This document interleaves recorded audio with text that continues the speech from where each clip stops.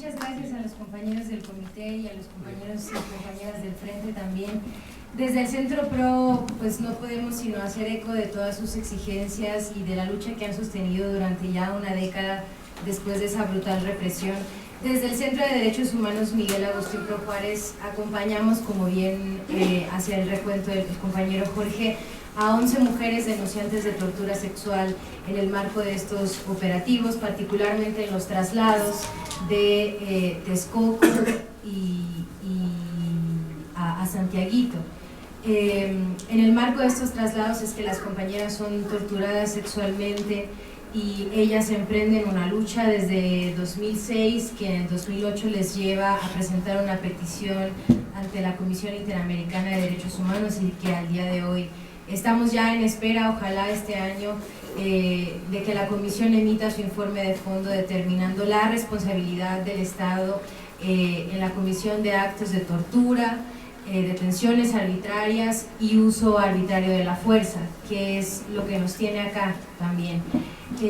Hacer eco sobre todo de lo que esta ley significa en un estado como el mexicano, en donde la protesta es por la vía de los hechos, por la vía del uso político del poder, reprimida y criminalizada a partir del sistema de justicia penal. No puedo dejar de mencionar que muchos de los compañeros acá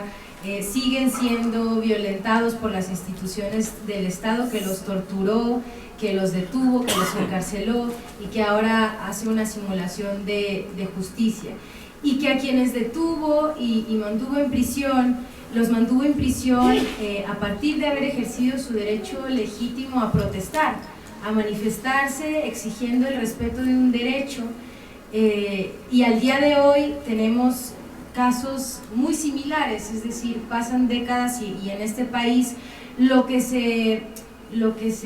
afina es más bien la manera de reprimir y de criminalizar a partir, por ejemplo, de delitos que se van haciendo más acordes a lo que sucede en las manifestaciones. Por ejemplo, manifestarse implica desde luego exigir del Estado el cumplimiento de un deber que puede ser de respeto, de protección de derechos, y esto implica hacerlo de distintas formas, y puede ser bloqueando calles, puede ser tomando instalaciones, puede ser desde luego reuniéndose y manifestándose solamente, y esto implica amenazar al poder político para que haga su trabajo. Es decir, cuando ocurre una protesta estamos ya ante una ausencia o una omisión del Estado, y esto es lo que el Estado mismo no ve. Ahora, en la aplicación concreta del sistema de justicia penal, por ejemplo, hay delitos que están dirigidos a reprimir una acción de protesta pacífica, normal, digamos, que podría ocurrir en cualquier parte. El hecho de que haya un delito de motín, por ejemplo, que implique perturbar el orden público, tratando de obligar al Estado a que tome una decisión, eso es de lo que se trata la protesta. Y eso es lo que está legalizado también en esta nueva ley que ya mencionaba Jorge, que es esta ley que regula el uso de la fuerza pública en el Estado de México. Desde luego no por la vía de criminalizar la protesta, sino de aniquilarla, lo que es todavía peor. Es decir, es un atentado muy frontal a la libertad, a la integridad física y a la vida de las personas que se manifiestan en el ejercicio de un derecho legítimo para exigir del Estado una respuesta. Y lo hace la ley a partir de distintos mecanismos. El primero es abiertamente diciendo que se permite el uso de la fuerza con armas intermedias o incluso letales, y este uso no es excepcional. La misma ley tiene por aquí un artículo que dice que no obstante el principio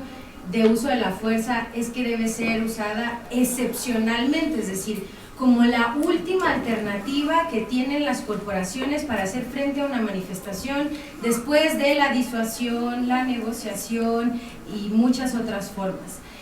Y hay un articulito en la ley que dice que no obstante ese es el principio, nada impide que pueda ser usado como la primera alternativa. Entonces, esto no es contradictorio, es decir, es abiertamente permitir que sea la primera puerta de contacto entre el uso de la fuerza y la manifestación, o de las corporaciones y los manifestantes. Y lo hace también a partir de contradicciones. Ustedes saben que en instituciones como las policías o el ejército, las fuerzas armadas, en donde la jerarquía y la estructura vertical es la que permite justamente una disciplina, una cultura de obediencia ciega y acrítica, que permite obviamente seguir órdenes. Entonces la ley, por ejemplo, hay algunos artículos en donde dice, claro que un policía debería de desobedecer una orden ilegal. Entonces, en eso de entrada, pues nos suena bien, porque decimos, bueno, si la orden es detener a quien sea o usar armas intermedias o incluso letales sin que haya una necesidad de hacerlo, sin que haya un riesgo similar, por ejemplo, que estén básicamente enfrentándose en un tiroteo, el policía tiene el deber de desobedecer esa orden. Entonces eso suena bien, pero luego hay otro artículo dentro de la misma ley que dice que se sancionará a los policías que no usen las medidas necesarias y suficientes para mantener la paz y el orden público. Entonces, esto en la mente de un policía que debe obedecer, no queda duda que tiene que hacer lo que sea que esté en sus manos para mantener este orden público, y desde luego con el alto rechazo que existe de las policías hacia quienes se manifiestan, y que ya incluso alguna vez platicábamos de cómo eso es algo casi que se les inyecta. Luego hay otras vías también, por ejemplo, y es algo muy importante que desde el Comité de Sobrevivientes a la Tortura se identifica muy bien. La cadena de mando, así como está planteada en la ley, permite que haya impunidad para los superiores jerárquicos. Hay un artículo en la ley que dice que para reprimir una protesta que sea violenta, esa clasificación quedará a la discreción del que esté al mando del operativo, y va a ser el mando del operativo normalmente es quien acompaña a los elementos en tierra, y entonces él lo decidirá, y él decidirá si responder o no mediante el uso de la fuerza con armas intermedias o letales, y va a llamar al superior jerárquico y le va a avisar, y va a ser su responsabilidad, es decir, la responsabilidad del mando policial, lo que ocurra a partir de esa determinación. Y esto es falso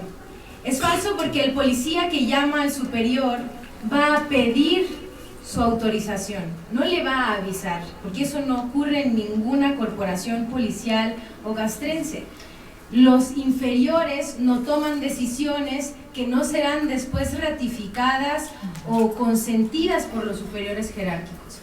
Y la manera en la que está redactada la ley permite que esa responsabilidad sea atribuible únicamente al mando del operativo, que está con los elementos en tierra. Entonces, esto es justamente lo que pasó en Atenco hace 10 años. Había un operativo coordinado, con mandos claramente identificables, ojalá y los mencionemos de aquí a que se mueran, y que seguramente será que se morirán, y ninguno de ellos será llamado a rendir cuentas.